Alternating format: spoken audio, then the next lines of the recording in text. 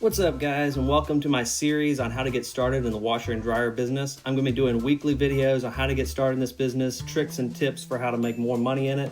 Please remember to subscribe because I'm going to be putting out videos on this weekly. What's up, guys, and welcome back to another episode. Today I want to talk about the Facebook ads and how to make them look a lot better. I see some crazy ones. Even my competition around here, I see some stuff sometimes that's just so cringeworthy. And I'll see the prices are super low, and I know why.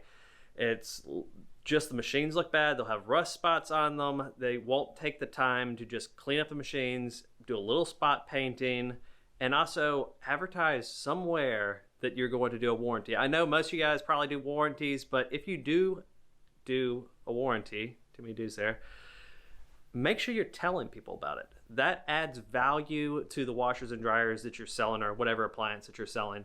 So not saying anything is just you shooting yourself in the foot. You're literally including something for free and not even telling them about it.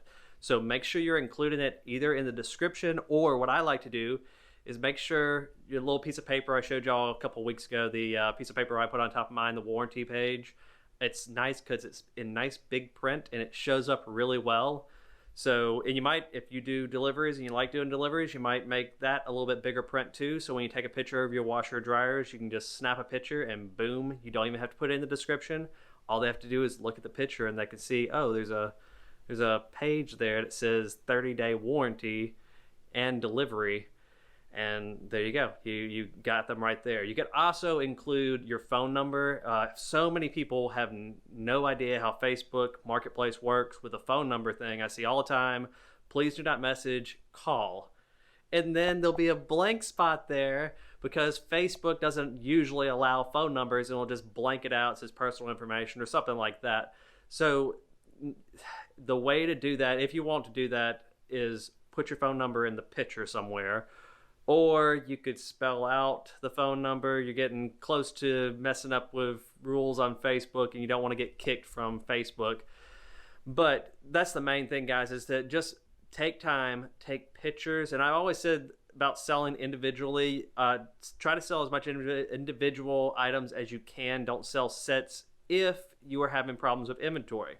Now, if you have abundance of inventory, it's a great idea to show your entire supply in one picture.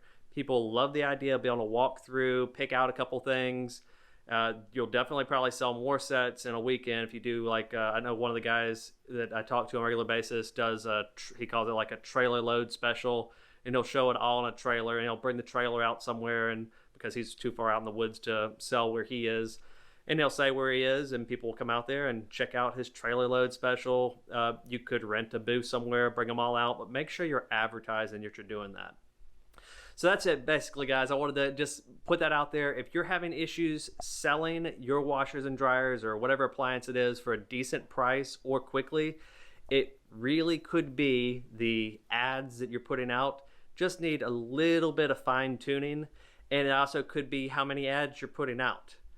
Other things you can do to advertise is I have put out yard signs. You can buy yard signs. I bought some recently, not recently, like a year ago. I think it was $200 for 100 signs. It does not include the sticks, but you can just go to Lowe's, buy some 1x, cut a nice sharp edge on it, put some sticks down, and there you go. You got a quick sign, and at the end of the day, it costs you like $1 or $2.